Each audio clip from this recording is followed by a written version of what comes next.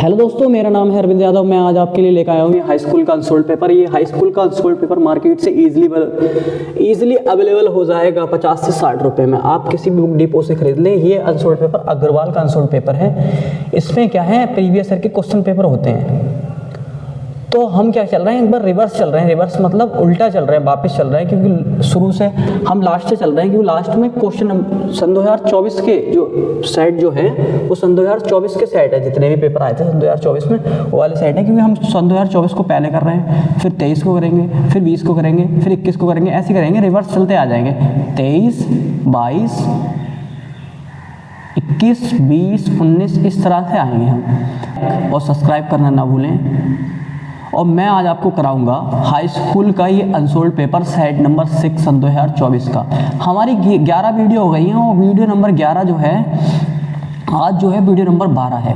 तो देखा जाएगा शुरू से मैं जो वीडियो की क्वालिटी है वो एक तरह से अच्छी नहीं है, ज़्यादा अच्छी नहीं है, फिर भी सही है, इतनी अच्छी नहीं है। और हम जो है वीडियो की क्वालिटी को क्या कर रहे हैं, इंक्रीज़ करते जा रहे हैं, हल्के हल्के बढ़ाते जा रहे हैं। तो जो बंदा हमारे साथ जुड़ा रहेगा उससे हम वादा करते हैं कि वीडियो की क्वालिटी इंक्रीज़ कर देंगे और अच्छे खासे उसे अनसोल्ड पेपर करा देंगे और उसके अच्छे खासे नंबर आ जाएंगे।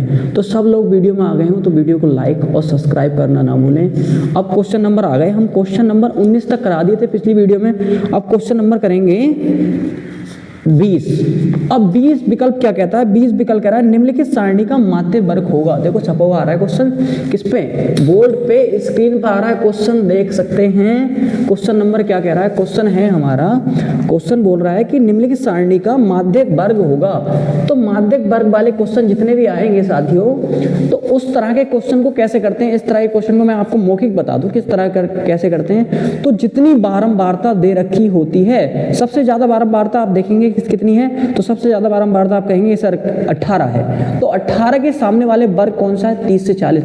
आंसर हो जाएगा 30 से 40। तो देखो 18 के सामने से 18 दे रखी बारंबारता, इसके जस्ट ऊपर कितना दे रखा है, 30 से 40। तो 30 से 40 क्या हो जाएगा, वर्ग हो जाएगा। सही है। अगला क्वेश्चन देखो, अगला क्वेश्चन क्या कह रहा है, अगला क्वेश्चन जो है वो है क्वेश्चन नंबर 21। क्वेश्चन नंबर 21 कह रहा है कि यदि बिंदु x, 5 तथा माइनस के 2, 3 के बीच की दूरी 17 मात्रक हो तो x का मान ज्ञात कीजिए। देखो तो इस तरह के क्वेश्चन कैसे करते हैं, तो मान लेंगे माना बिंदु a जो दे रखा है, क्यों ये क्यों वीडियो बन रही है, वीडियो माना बिंदु a जो दे रखा है, एक सेकंड रुकेंगे आप, जो है बिंदु A दे रखा है, माना बिंदु A मान लेंगे, एक सेकंड रुकेंगे आप, देखेंगे क्वेश्चन नंबर 21। क्वेश्चन नंबर 21 में बिंदु A दे रखा है। देखो बिंदु A जो दे रखा है वो दे रखा है x, -5 तथा बिंदु B दे रखा है, मान लिया हमने बिंदु B कितना है 2, -3 के बीच की दूरी 17 मात्रक है। तो x का मान ज्ञात कीजिए। तो इस तरह के क्वेश्चन को कैसे करते हैं, तो इस तरह के क्वेश्चन को करते हैं। देखो सॉल्यूशन करते हैं, मैं डाल देता हूँ सॉल्यूशन। बिंदु A दे रखा है, बिंदु B, तो लिख लेंगे बिंदु A B के बीच की दूरी, बिंदु A B के बीच की दूरी, बिंदु A B के बीच की दूरी का सूत्र जो होगा डिस्टेंस D होती है और सूत्र होगा x2 - x1 का whole square plus y2 - y1 का होल स्क्वायर। x2 - x1 का whole square plus y2 - y1 का होल स्क्वायर। d4 होता है डिस्टेंस, d4 क्या होता है, डिस्टेंस। और इसे हम मान लेंगे, देखो x1 y1, x2 y2, value रख दो। वैल्यू कितनी दे रखी है, देखो x2 की वैल्यू दे रखी है 2 - x का स्क्वायर प्लस y2 की वैल्यू दे रखी है -3 और -5 का होल स्क्वायर। देखो माइनस से पहले दे रखी है और ये -5 का क्या हो जाएगा, होल स्क्वायर हो जाएगा। डिस्टेंस कितनी दे रखी है, आप कहेंगे 17 दे रखी है। दोनों के बीच की दूरी कितनी दे रखी है, 17। दोनों के बीच की दूरी कितनी दे रखी है, 17 दे रखी है। 17 लिख लेंगे और ये लिख लेंगे, देखो 2 - x का होल स्क्वायर और ये हो जाएगा माइनस प्लस -8 का होल स्क्वायर। अब क्या कर लेंगे, दोनों पक्षों का कर लेंगे वर्ग।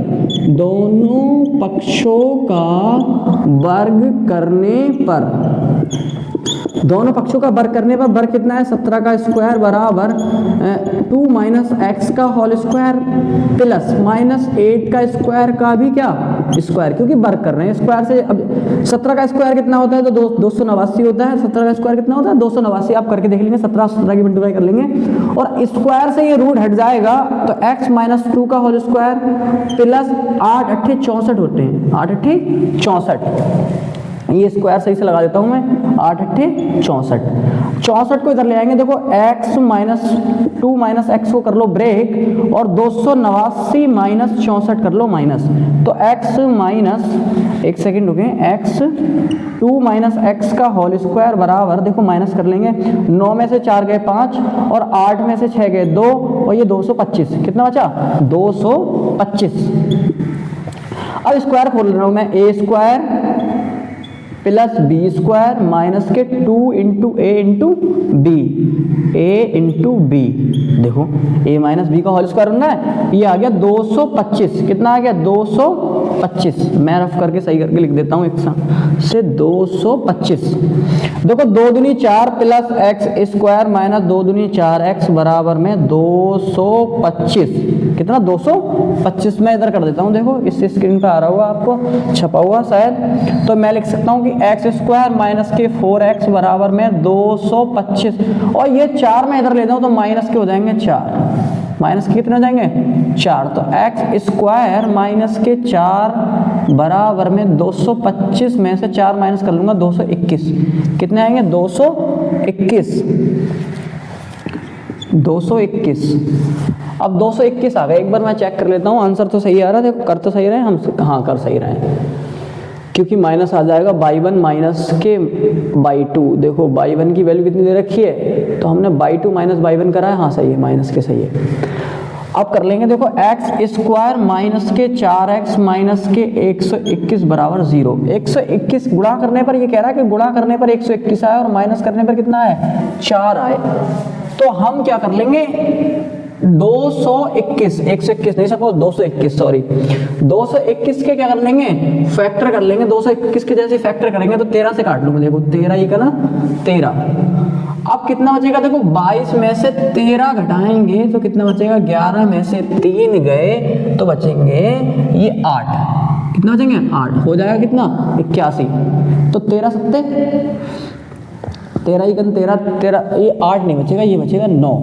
कितना बचेगा 9, क्योंकि 13 ही का ना 13, जैसे 11 में से 3 घटाएंगे तो 8 और 3, देखो 8 और 3 कितना हो गया 11, तो 8 और 81 तो 13। अब 13 सत्ते देखो, 13 सत्ते करके देख लो, 13 सत्ते 7 या 21, 13 सत्ते 91 होते हैं। 13 सत्ते कितने होते हैं 91, और ये है 22। हम ये गलत कर रहे हैं क्योंकि हमने क्या करना है, इसका फैक्टर करना है। देखो एक सेकंड रुको, दोबारा आते हैं हम यहाँ पे। गुणा करने पर कितना है 221 आए, गुणा करने पर 221 आए और माइनस करने पर 4x आना चाहिए। तो 221 को देखो करो तो देखो 13 ही का ना 13, कितना बचा, यहाँ बचेगा आप कहेंगे 9 और 13 सत्ते 91, 13 सत्ते कितना हो जाएगा 91। में ये सही करके लिख देता हूँ, 13 सत्ते 91 और 17 ही का ना 17, 17 ही का ना 17। तो देखो 17 में से 13 माइनस करेंगे तो 4 बच जाएगा आसानी से, और गुणा करने पर 121 आएगा ही। देखो करके देख लेना गुणा। तो मैं आप क्या कर लूँ, देखो एक्स स्क्वायर माइनस के 17 माइनस 13 और ये x बाहर ले लूँ 221 बराबर 0। तो एक्स स्क्वायर माइनस के 13x प्लस के 13x, देखो माइनस करेंगे माइनस के 17x और माइनस माइनस प्लस हो जाएगा 13x माइनस के 221 बराबर 0, 221 बराबर 0। तो मैं यहाँ क्या कर लूँगा, देखो एक्स स्क्वायर माइनस के 17x, तो ऐसे रहेगा, देखो बचेगा। तो मैं यहाँ से क्या कह लूँ, यहाँ से मैं ले लूँ x कॉमन ले लूँ, मैं क्या ले लूँ x कॉमन ले लूँ। जैसे x कॉमन लूँगा तो एक्स स्क्वायर ही आ जाएगा 17। यहाँ से क्या ले लूँ 13 ले लूँ कॉमन, तो x माइनस के 17। अगर यूपी बोर्ड के एग्जाम में आप बैठे हुए हो, ऐसा सवाल आ जाए तो आप देखेंगे गुणनखंड वाले में अगर ये वाली और संख्या ये वाली संख्या आपकी मैच कर रही है तो हम क्या कर रहे हैं, क्वेश्चन को क्या कर रहे हैं, सही कर रहे हैं, और आधा क्वेश्चन क्या हो गया गलत। तो आप एक बार चेक कर लेंगे तो हमारी क्वेश्चन दोनों संख्या सेम आ रही हैं। तो इनमें से एक ले लेते हैं, x माइनस 17 और एक आ जाएगा x प्लस के 13 बराबर 0, x प्लस के 13 बराबर 0।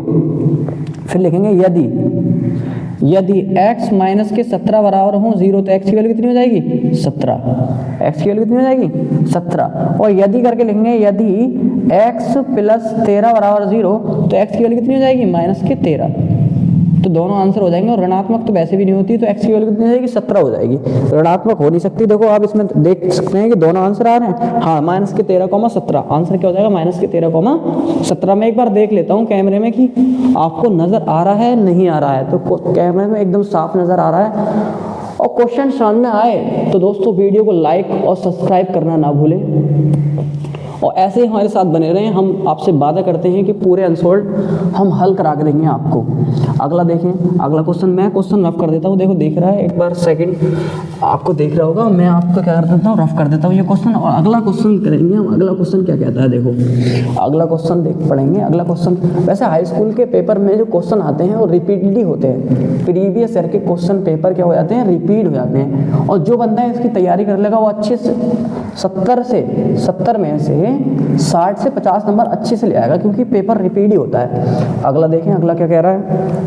अगला क्वेश्चन है कि यदि बिंदु -1,4 और -1,4 नहीं सॉरी, यदि बिंदु 1,4 और a,-2 और 3,16 संरेख है तो क्या है, a का मान ज्ञात कीजिए। जब संरेख करें तो इसके दो तरीके होते हैं। एक तो होता है कि त्रिभुज का क्षेत्रफल क्या मान लो, 0 मान लो। त्रिभुज का क्षेत्रफल क्या मान लो, 0 मान लो। तो त्रिभुज का क्षेत्रफल मान लेंगे, तो ये सबसे आसान तरीका है, वही बताता हूँ आपको मैं। जब संरेख बोले तो आप क्या बना लेंगे, एक त्रिभुज बना लेंगे। एक बना लेंगे त्रिभुज ABC, ये नाम ले देंगे। बिंदु A सपोज कर लेंगे, ये दे रखा है 1,4। बिंदु B सपोज कर लेंगे a,-2। बिंदु C सपोज कर लेंगे 3,12। 3,12 नहीं है सॉरी, ये 16 है। कितना, 16, 3,16। संरेख है तो a का मान ज्ञात कीजिए। जब संरेख बोलेगा तो हम क्या लगा देंगे, त्रिभुज का क्षेत्रफल बराबर लगा देंगे 0। तो ये क्वेश्चन डाल लेंगे। ये क्वेश्चन है 22 का खा सॉल्यूशन करेंगे। देखो ये क्वेश्चन कितना सरल हो जाएगा। तो बिंदु a भी दे रखा है तो लिखेंगे त्रिभुज ABC का क्षेत्रफल। जब संरेख कहेगा तो लगा देंगे 0। क्या लगा देंगे, 0। तो त्रिभुज ABC का क्षेत्रफल, अब त्रिभुज ABC का क्षेत्रफल क्या होता है, वो होता है 1/2 x1 के साथ 23, यानी कि 23 में इसलिए याद कर रहा हूँ, देखो बताऊंगा 23, और x2 के साथ 31 और x3 के साथ 12। x3 के साथ कितना, 12। अब देखो मैं इसलिए 23, 31, 12 बोल रहा हूँ, ये आसानी है और बराबर लगा देंगे 0, क्योंकि क्षेत्रफल क्या है, 0। इसलिए बोल रहा हूँ कि याद करने के लिए शॉर्ट ट्रिक है। देखो 2 और 3 23, 3 और 1 31 और 1 और 2 12। तो हम याद कर लेते हैं कि x1 के साथ 23, x2 के साथ 31 और x3 के साथ कितना, 12। अब ये वाली वैल्यू लगा देंगे। देखो अब इसमें मान लेंगे x1 by 1, x2 by 2, x3 by 3। Value put कर दो। जैसे ही 1/2 है, देखो 1/2 है, ये चला जाएगा 0 में। 1/2 का चला जाएगा 0 में। आपको करके दिखाता हूँ। देखो 1/2 है तो ये तो 0 में चला जाएगा। और नहीं आ रहा किसी को समझ में तो मैं बताता हूँ। देखो 1/2 पहले एक बार उतार लेंगे और यहाँ लिखेंगे x1 की वैल्यू लिख लो। x1 की वैल्यू कितनी है, देखो x1 की वैल्यू है 1। और y2 की वैल्यू कितनी है, y2 की वैल्यू देखो x1 by 1, x2 और by 2, x2 और by 2। y2 की वैल्यू है -2 और y3 की वैल्यू कितनी है, तो y3 की वैल्यू है 16 प्लस x2 की वैल्यू कितनी दे रखी है, तो a। x2 की वैल्यू कितनी दे रखी है, a। और y3 की वैल्यू कितनी दे रखी है, y3 की वैल्यू दे रखी है 16 माइनस y1 की वैल्यू कितनी दे रखी है 4 प्लस x3 की वैल्यू कितनी दे रखी है, तो x3 की वैल्यू दे रखी है +-3। ये प्लस लगा दिया, माइनस का 3 दे रखी है। और y1 की वैल्यू कितनी दे रखी है, तो y1 की वैल्यू दे रखी है 4 और y2 की वैल्यू कितनी दे रखी है, तो y2 की वैल्यू दे रखी है -2 बराबर 0।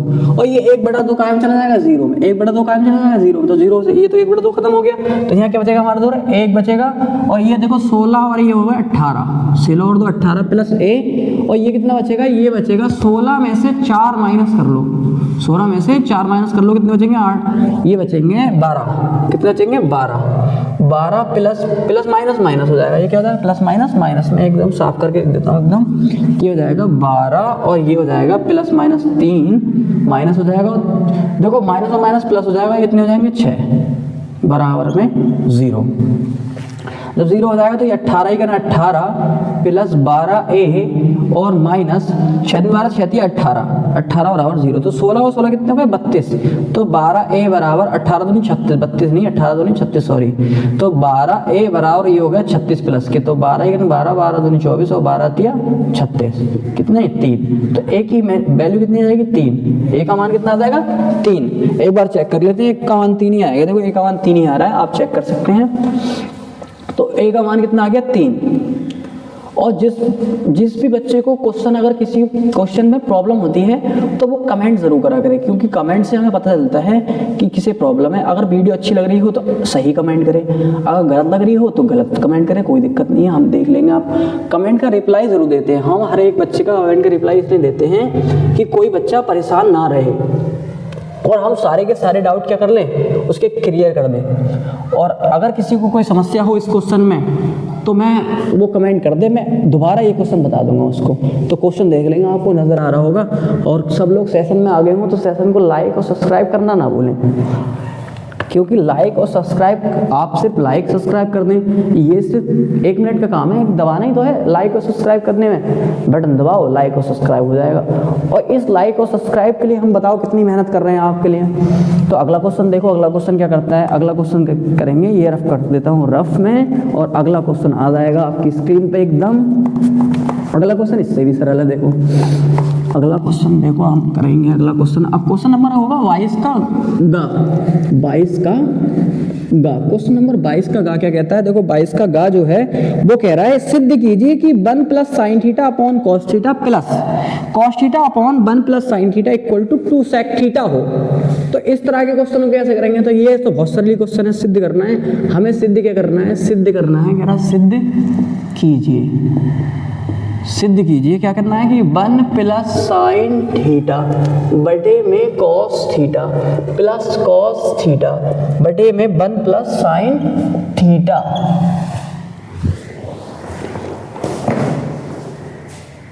नंबर 22 पे, और 22 का ये क्वेश्चन नंबर है गा। इसको क्या करना है, हमें सिद्ध करना है। सिद्ध वाले जितने भी क्वेश्चन है त्रिकोणमिति में वो बहुत ही सरल है, एक तरह से जिसको सूत्र याद होंगे वही इस क्वेश्चन को कर पाएगा। तो देखेंगे कैसे होगा ये क्वेश्चन, मैं सॉल्यूशन करा देता हूँ। तो लिखता हूँ सॉल्यूशन, एक बार सॉल्यूशंस। देखो क्या ले लूँगा मैं, एलसीएम ले लूँगा, कॉस थीटा और 1 प्लस का साइन थीटा क्या ले लूँगा, मैं ले लूँगा एलसीएम। जैसे ही एलसीएम लूँगा तो कॉस थीटा से कॉस थीटा में जब भाग दूंगा तो देखो कॉस से कॉस तो कट जाएगा, ये नहीं रहेगा, तो ये रह जाएगा। तो इतनी संख्या इंटू ऊपर वाली संख्या, ये इंटू ऊपर वाली संख्या जितनी दे रखी है सेम टू सेम दे रखा है, प्लस इससे इसमें भाग दूंगा तो इतनी बार कट जाएगा, तो कॉस थीटा बार हो जाएगा। तो कॉस थीटा इंटू में ऊपर वाली संख्या, तो कॉस थीटा इंटू ऊपर वाली संख्या कितनी है, कॉस थीटा ही है। देखो अब कर लेंगे हम, ये हो जाएगा। देखो मैंने एक फॉर्मूला पढ़ा रखा है आपको, मैं एक बार रफ करने के लिए कपड़ा देख लूँ, कपड़ा ये है रखा है हमारा, और ये मैंने आपको पढ़ा रखा है कि दोनों a प्लस बी और a प्लस बी एक जैसे मिल जाएं तो क्या हो जाएगा, a प्लस बी का होल स्क्वायर हो जाएगा। तो इसी प्रकार से 1 प्लस साइन थीटा क्या हो जाएगा, ये होल स्क्वायर हो जाएगा। जब होल स्क्वायर होगा ये cos theta into cos theta क्या हो जाएगा, कॉस स्क्वायर थीटा हो जाएगा। और इसको मैं ऐसे ब्रेक करके चलता हूँ, कॉस थीटा और 1 प्लस का साइन थीटा। अब यहाँ दोस्तों क्या खोल देंगे हम, a प्लस का b का होल स्क्वायर खोल देंगे। जिस बच्चे को नहीं आता मैं इस बोर्ड पे लिख दे रहा हूँ, देखो a प्लस बी का होल स्क्वायर क्या होता है, a प्लस बी का होल स्क्वायर होता है a square plus B square plus 2ab, ये लगा देंगे फॉर्मूला। तो यहाँ पे ये फॉर्मूला लगाएंगे तो ये 1 का square plus sign square theta plus 2a की वैल्यू कितनी है 1 और b की वैल्यू कितनी है साइन थीटा, और प्लस कॉस स्क्वायर थीटा क्या चलता रहेगा, ऐसे चलता रहेगा। और बटे में ये आ जाएगा कॉस थीटा और 1 प्लस का साइन थीटा। किसी को कोई दिक्कत हो तो यहाँ तक बताओ।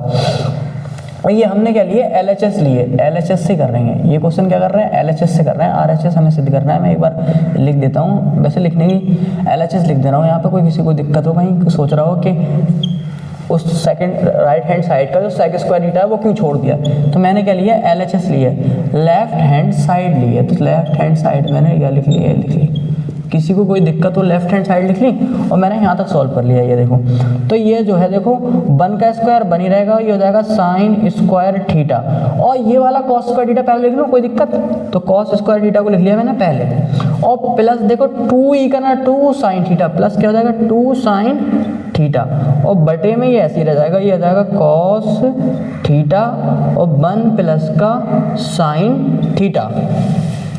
अब देखो हमने पढ़ रखा है कि sine square theta equal to cos square theta equal to क्या होता है 1, sine square theta plus cos square theta equal to क्या होता है 1। हमने पढ़ रखा है कि sine square theta plus cos square theta equal to क्या होता है 1, ये होता है 1। हमने ये फॉर्मूला पढ़ रखा है कि sine square theta plus cos square theta equal to क्या होता है 1। एक बार सही करके लिख देता हूँ मैं, तो साइन देखो लिख दे रहा हूँ मैंने, sine square theta plus cos square theta equal to क्या होता है 1, तो इसकी जगह क्या लगा दूंगा मैं 1। जैसे ही 1 लगाऊंगा मैं इस बोर्ड पे आ जाता हूँ, और जैसे ही इस पे 1 लगाऊंगा तो देखो ये क्या हो जाएगा, साइन देखो 1 तो पहले से ही हो, sign square theta plus cos square theta की जगह क्या रख देंगे 1 रख देंगे, तो देखो 1 प्लस 1 और ये हो जाएगा 2 साइन थीटा, और बटे में हो जाएगा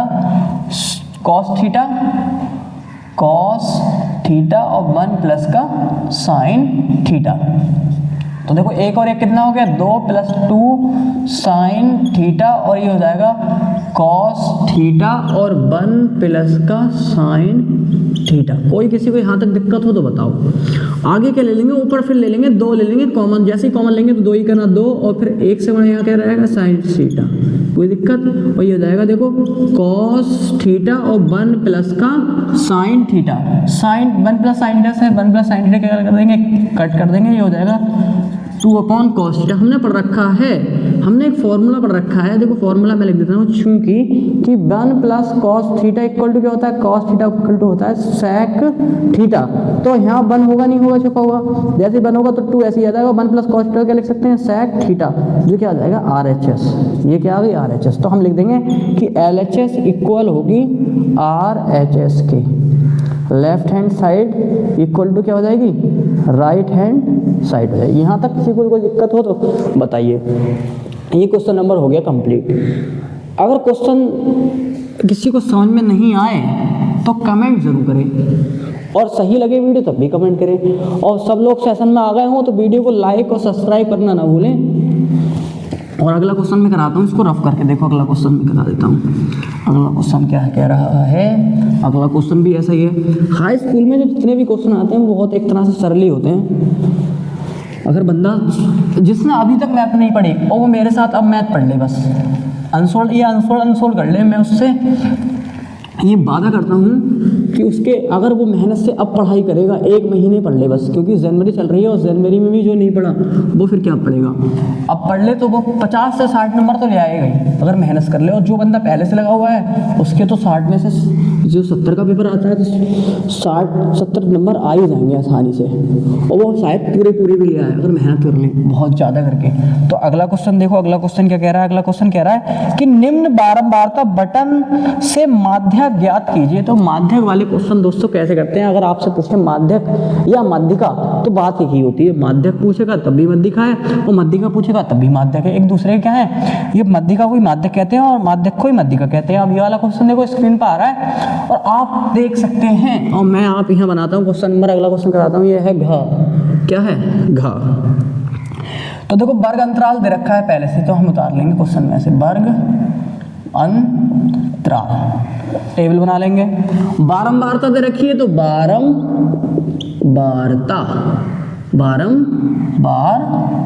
बारंबारता, और तीसरी जो हो जाएगी संचाई बारंबारता, संचाई बारंबारता। देखो संचाई बारंबारता क्या है, ये तीसरी टेबल बना लेंगे। ये दोनों चीज तो दे रखी है क्वेश्चन में, आप देख सकते हैं। संचाई बारंबारता कैसे निकालें ये मैं आपको बताऊंगा कैसे निकालते हैं। तो वर्ग अंतराल दे रखा है 0 से 10, 10 से 20, 20 से 30, 30 से 40 और 40 से 50, 40 से क्या 50। और मैं इसको कर दूं रफ एकदम, इसको कर देता हूँ रफ और यहाँ तक कर देता हूँ। और देखो बारंबारता कितनी दे रखी, तो बारंबारता दे रखी 6, 9, 20, 15, 9। अब देखो संचय बारंबारता कैसे निकालते हैं? संचय बारंबारता में 6 ऐसे लिख लेंगे, फिर 6 और फिर ये प्लस, तो 6 और प्लस 9 कितने जाएंगे? 15, 15 प्लस 20, आप कहेंगे 20 ये वाला जोड़ेंगे क्योंकि ऐसे क्रॉस चलता है, पहले ये ऐसे उतार लेंगे, फिर इसको इसमें जोड़ेंगे, फिर जो संख्या आएगी इसको इसमें जोड़ेंगे, तो देखो 15 और 20 कितना हो जाएगा? ये हो जाएगा 35, और 35 और इसको रफ कर देता हूँ मैं, 30 लिख दिया मैंने गलती से, ये आ गया 35 प्लस 15 कितना हो जाएगा? तो ये हो जाएगा 0 और ये देगा 50, कितना हो जाएगा? 50, और 50 में प्लस 9 जोड़ूंगा तो कितना हो जाएगा? तो 59, कितना हो जाएगा? 59। जितना दोस्तों ये 59 आएगा उतना ही ये क्वेश्चन आएगा, इस क्वेश्चन में जितना इसका क्या आएगा? योग आएगा। तो योग करके देख लो, देखो 20 और 15 कितने हो गए? 35, 20 और 15 कितने हो गए? 35, और 35 और देखो 9 दूनी 18, 35 में इधर करके देखा था 18, 35 प्लस 18 तो देखो और 6, तो देखो 8 से 14, 14 और 5 कितने हो गए? 19, हाथ से लगा 1 और 4 1 5, देखो 59 आ गया। अगर आपका ये 59 आ रहा हो, क्योंकि ये वाली संख्या और ये वाली संख्या सेम आती है, यूपी बोर्ड के एग्जाम में हम बैठे हैं और हमें ये थोड़ी पता है क्वेश्चन सही कर रहे हैं या गलत, तो इस क्वेश्चन को पहचानने का सही तरीका है कि हम सही कर रहे हैं या गलत, तो जो जितनी लास्ट वाली संख्या आएगी उतना ही इसका योग आएगा, उतना ही क्या आएगा? योग आएगा। तो देखो संचयी बारंबारता हो गई। अब हम माध्यिका कैसे निकालते हैं? तो माध्यिका का फॉर्मूला होता है, माध्यिका का फॉर्मूला होता है कि L प्लस n अपॉन 2, ये n है, कितना है? n अपॉन 2 माइनस का CF इंटू में H अपॉन में F। अब हम पहचानेंगे कैसे कि CF कौन सा है या F कौन सा है या L कौन सा है, तो ये मैं आपको बताता हूँ कि माध्यिका में कैसे पहचानते हैं। तो सबसे ज्यादा बारंबारता कौन सी आप बताएंगे इस टेबल में? सबसे ज्यादा बारंबारता कौन सी? आप कहेंगे 20, तो 20 को क्या मान लूंगा मैं? F मान लूंगा। इससे जस्ट ऊपर वाले को क्या मान लूंगा मैं? CF मान लूंगा। क्या मान लूंगा? CF। अब इसके सामने वाले को मैं मान लूंगा L, n भी मिल गया, L भी मिल गया। H क्या होता है दोस्तों? H होता है अंतर। तो देखो H की वैल्यू कितनी है? अंतर कितना है? 10 का। L की वैल्यू कितनी है? तो L की वैल्यू आ जाएगी, आप कहेंगे 20। L की वैल्यू कितनी आ जाएगी? तो आप कहेंगे 20। L की वैल्यू हो गई 20। n की वैल्यू कितनी है? तो n की वैल्यू है 59। और आप कहेंगे CF की वैल्यू कितनी है? तो CF की वैल्यू जो है वो दे रखी है हमारे पास 15। CF की वैल्यू कितनी है? 15। और F कितनी है? तो F भी लिख लेंगे, F कितनी है? 20। अब ये फॉर्मूले में लगा दो, फॉर्मूले में लगा दो। देखो मैं यहाँ लगा देता हूँ कि माध्यिका बराबर L कितना है? तो L हमारे पास 20 प्लस n यानी कि 59/2 माइनस CF की वैल्यू कितनी है? तो CF की वैल्यू कहेंगे यहाँ 15 है, इंटू में H कितना है? 10 का अंतर है। F कितना है? तो F है 20। देखो 1 0 से 1 0 खत्म कर दूँ, कोई दिक्कत किसी को नहीं होगी। तो 20 प्लस देखो ये 59 है, कितना है? 59। तो मैं क्या ले लूँ? एक तरीका है एलसीएम लेके कर सकते हैं, आप क्या कर सकते हैं? एलसीएम लेके। और एक तरीका है कि 59 को काट लो, वो कर लो। तो देखो आप 59 को काटेंगे तब, मैं तो एलसीएम लेके ही करता हूँ, 59 को काट के फिर माइनस करके कर सकते हो। तो मैं क्या ले रहा हूँ? एलसीएम ले रहा हूँ। जैसे ही एलसीएम लूंगा तो 2 आ जाएगा एलसीएम। तो 2 इकन इंटू पर वाली संख्या माइनस 1 दूनी 2 दूनी इंटू पर वाली संख्या, किसी को कोई दिक्कत? इंटू में 1 है, कोई दिक्कत नहीं, 1 से गुणा करेंगे वही आएगा, इसको छोड़ दो, कोई दिक्कत नहीं है। 1 से तो कितनी 1 लाख की गुणा करेंगे तो 1 लाख ही आएगा। और बटे में कितना है? ये 2। इसके सबके बटे में कितना है? ये 2 है, और नीचे वाला 2 वैसे बच रखा है। कोई दिक्कत किसी को? यहाँ तक कोई दिक्कत नहीं है। तो देखो 20 प्लस 59 इकन 59 माइनस 15 दूनी कितना हो जाएगा? 30। 15 दूनी 30 और बटे में 2 है, और इसके भी बटे में कितना है? 2। तो देखो ये 20 प्लस 59 में से 30 जाएंगे तो ये देखो 9 ऐसे ही बचेगा, और ये 5 में से ये 29 बटे में 2, तो 2 ये है और 2 ये है। देखो तो 2 और दूनी कितना हो जाएगा? ये इसकी गुणा ही पहुंच जाएगी। कैसे पहुंच जाएगा? देखो मैं बताता हूँ कि सपोज करो 1/2 लिखा हो, इसके बटे में भी 1/2 लिखा हो, तो हम क्या करते हैं? 1/2 और जो गुणा में लेके जाते हैं तो संख्या क्या हो जाती है? पलट जाती है। तो इसके बटे में भी तो 1 होगा नहीं होगा? इसके बटे में 1 होगा नहीं होता, 1/4 हो जाएगा। ये कितना हो जाएगा? देखो 20 प्लस 29 बटे में 4 ले लेंगे एलसीएम, 4 के ले लेंगे एलसीएम, जिसके बटे में कुछ नहीं उसके टाइम 1 1 चौक 4, 4 इंटू पर वाली संख्या 20 प्लस 4 इकन 4 इंटू पर वाली संख्या 29। तो देखो 20 चौक हो गया 80 और प्लस हो गया 29 बटे में हो गया 4।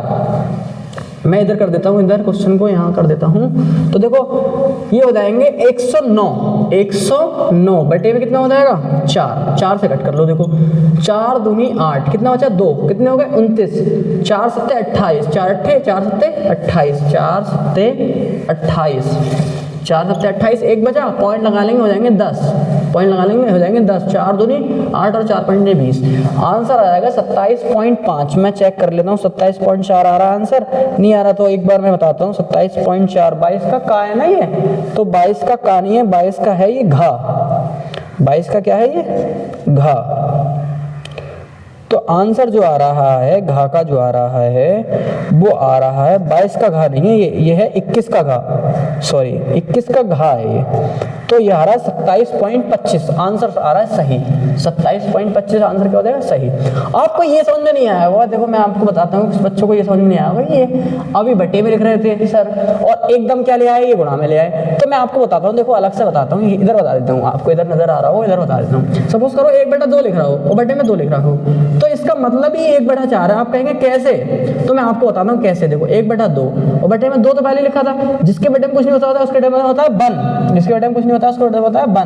तो 1/2 ऐसे लिख लिया। अगर भाग वाली चीज को गुणा में लेके जाता हूँ तो संख्या क्या होती है, पलट जाती है। संख्या क्या होती है, पलट। तो 1 ऊपर पहुंच जाएगा, 2 नीचे आ जाएगा, तो 1/4 आ गया। इसी प्रकार से मैंने करा है, जिसके बटे में कुछ नहीं होगा उसके बटे में बन होगा तो पलट लेंगे, फिर 1/4 आ जाएगा। समझ गए। और जिसको भी समझ में नहीं आया वो कमेंट सेक्शन में लिख देगा, मैं दोबारा समझा दूंगा उसे। और क्वेश्चन को कर लेते हैं रफ, और क्वेश्चन आगे वाला क्वेश्चन करेंगे हम। देखो मध्यिका हो चुकी है हमारी, मध्यिका का क्वेश्चन जरूर आएगा एक ना एक पेपर में। पेपर में हर साल मध्यिका का एक ना एक क्वेश्चन पूछा जाता है। दोस्तों तरीका है यही, वैल्यू को चेंज कर दे कोई दिक्कत नहीं, जिसने तरीका सीख लिया वो क्वेश्चन को आसानी से करके ले जाएगा। अगला क्वेश्चन कराते हैं। अगला क्वेश्चन क्या कहता है, देखो अगला क्वेश्चन हम पढ़ लेंगे। अगला क्वेश्चन तो क्वेश्चन है हमारा अगला, मैं रफ कर लेता हूँ, फिर अगला क्वेश्चन देखेंगे हम। एकदम फास्ट से रफ करता हूँ। और सबको अगर वीडियो पसंद आए तो दोस्तों लाइक जरूर करें, वीडियो को क्या करें लाइक, और सब्सक्राइब करना ना भूलें। और दोस्तों जितने आपके दोस्त हैं जो अभी भी नहीं पढ़ रहे हैं उन्हें ये वीडियो शेयर जरूर कर दें, क्योंकि शेयर कर देंगे तो उनकी उन लोगों की मदद हो जाएगी। अच्छा दोस्त वही होता है जो परेशानी में क्या है दोस्तों के काम आए। तो अगला क्वेश्चन देखो, अगला क्वेश्चन क्या कह रहा है। अगला क्वेश्चन कह रहा है कि संख्याएं 92 और 510 का एलसीएम होगा।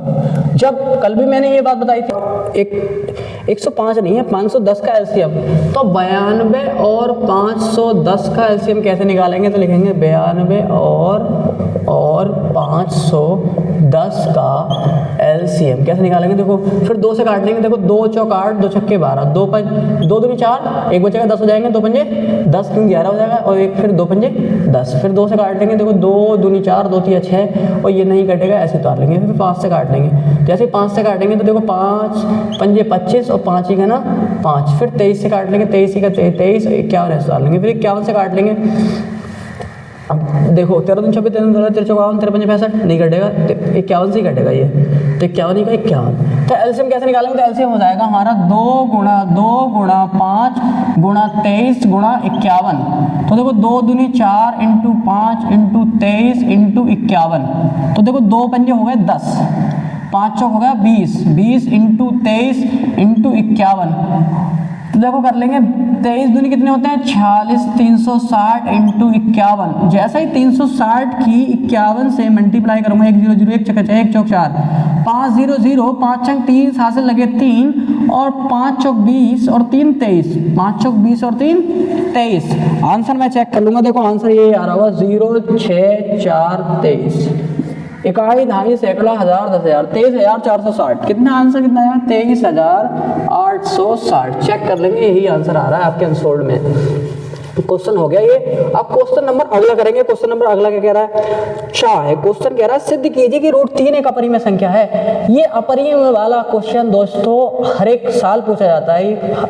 ऐसा कोई सा अनसोल्ड पेपर नहीं है, सेट नहीं है जिसमें ये क्वेश्चन पेपर में ना आया हो। ये क्वेश्चन जिसने तरीका लिखने का सीख लिया, ये थ्योरेटिकल क्वेश्चन है, थ्योरेटिकल क्वेश्चन ये लिखने का, जिसने लिखने का तरीका सीख लिया इस क्वेश्चन को वो आसानी से कर देगा। ये क्वेश्चन बहुत ही सरल है और ऐसा कोई सा एग्जाम नहीं है यूपी बोर्ड का, कोई से जो प्रीवियस ईयर के क्वेश्चन पेपर नहीं है ऐसे कोई से भी जिसमें ये क्वेश्चन नहीं आया हो। ये क्वेश्चन बहुत ही इंपॉर्टेंट क्वेश्चन है और ये क्वेश्चन को मैं करना सिखाता हूँ आपको, और आपको ऐसे ही करना है जैसे कोई सी संख्या आ जाए।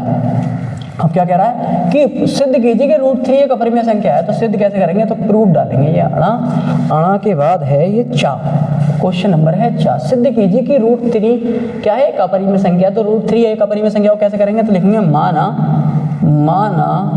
√3 एक परिमेय संख्या है, उल्टा मानते हैं इस क्वेश्चन को उल्टा। अगर वो कहेगा परिमेय तो आपको क्या मानना है, अपरिमेय। अब कहे अपरिमेय तो आपको क्या मानना है, परिमेय। उल्टा मान के करेंगे ये क्वेश्चन। तो वो कह रहा है आप सिद्ध कीजिए कि एक अपरिमेय संख्या है, तो हमने क्या मान लिया कि माना √3 एक परिमेय संख्या है।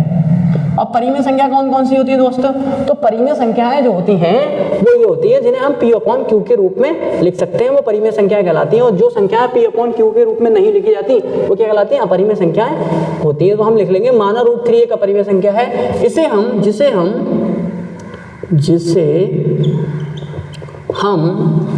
P/Q के रूप में लिख सकते हैं, जिसे हम P/Q के रूप में लिख सकते हैं। तो हम लिख लेंगे √3 बराबर P/Q, √3 बराबर P/Q। तो लिख लिया। और लिखेंगे Q बराबर नहीं है 0 के, Q बराबर नहीं है 0 के। आप कहेंगे क्यों ये Q बराबर नहीं है 0 के, आपने ये क्यों लिख लिया। अगर सपोज करो मैंने Q बराबर 0 ले लिया तो 0 रख दूंगा। अगर 0 से किसी संख्या को भाग दें तो क्या आएगा, इन्फिनेटिव। और इन्फिनेटिव का मतलब होता है अनंत, जिसे हम ज्ञात नहीं कर सकते। तो इसलिए Q बराबर नहीं है 0 के, क्योंकि इन्फिनेटिव का तो कुछ पता ही नहीं है, तो इसलिए हम 0 नहीं ले रहे हैं। आया समझ में। और अगर देखो एक बात बता दूं कि अगर किसी संख्या 0 को किसी संख्या से भाग देते हैं तो 0 आता है, अगर किसी संख्या को 0 से भाग देते हैं तो क्या आता है, इन्फिनेटिव। इसलिए नहीं ले रहे हैं हम 0 बराबर, है ना। तो हम 0 बना लेंगे, बटे में 0 आ जाएगा, नहीं आ जाएगा, 0 से भाग देंगे तो इन्फिनेटिव आ जाएगा, नहीं आ जाएगा। तो इसलिए 0 बराबर नहीं ले रहे हैं, कोई दिक्कत। इसको समीकरण मान लेंगे 1, समीकरण क्या मान लेंगे 1। फिर लिखेंगे दोनों पक्षों का वर्ग करने पर, दोनों पक्षों का वर्ग करने पर। जैसे ही वर्ग करेंगे तो ये हो जाएगा 3 का स्क्वायर और ये हो जाएगा P/Q का स्क्वायर। जैसे करेंगे तो 3 का स्क्वायर कितना आ जाएगा, 3 आ जाएगा, ये आ जाएगा P/Q स्क्वायर। P स्क्वायर को जैसे ही ब्रेक कर लेंगे, जिसके बटे में कुछ नहीं उसके टाइम हो जाएगा 1, जिसके बटे में कुछ नहीं है उसके बटे में क्या हो जाएगा 1, क्रॉस मल्टीप्लाई कर लेंगे तो ये जाएगा P स्क्वायर हो जाएगा 3Q स्क्वायर। क्या आ जाएगा, 3 में Q स्क्वायर। अब लिखेंगे कि 3 है वो P स्क्वायर को विभाजित करता है। 3 जो है P स्क्वायर को विभाजित करता है, तो 3 भी तीन P को विभाजित करेगा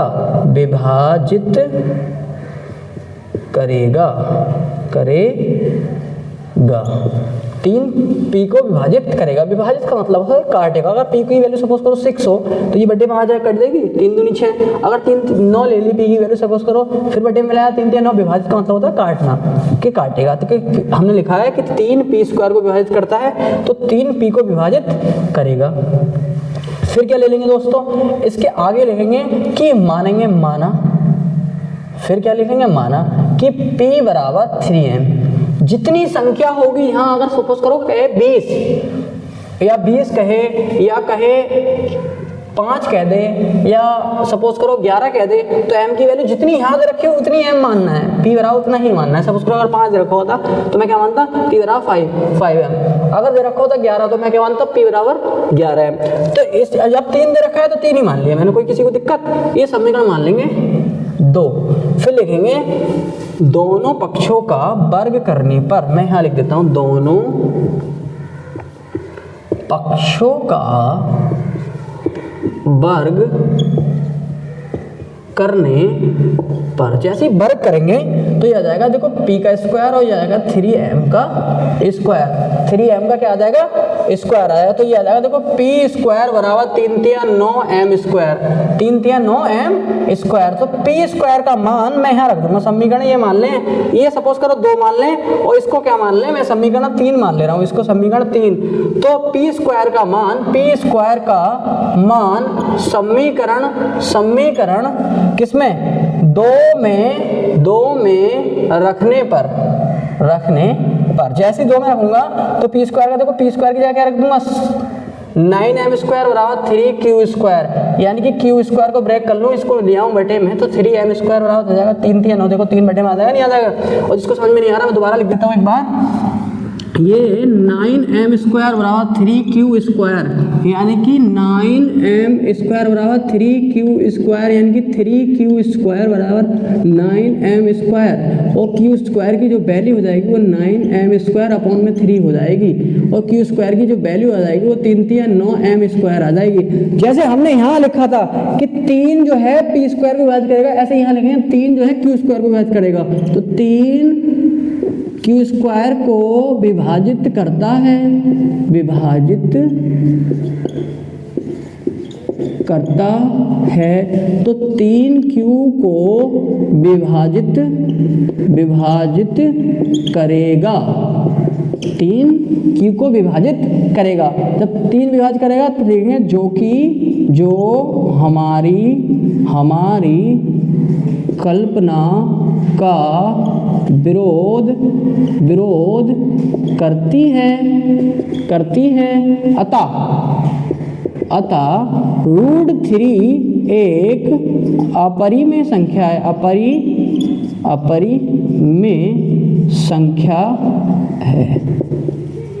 अपरिमेय संख्या है। इस तरह के क्वेश्चन को दोस्तों करते हैं ऐसे। ये क्वेश्चन आता जरूर है, हर साल क्वेश्चन आएगा, और यहाँ संख्या चेंज कर देगा। करने का तरीका सबका सेम है, यही सबको करना है। ऐसे कोई से क्वेश्चन पूछ ले, करना तरीका ये लगाना है, आप ये तरीका सीख ले। और क्वेश्चन अगर वीडियो अच्छी लग रही हो, सबको वीडियो सभी लोगों को अच्छी लग रही हो, तो वीडियो को लाइक और सब्सक्राइब करना ना भूलें। थैंक यू दोस्तों।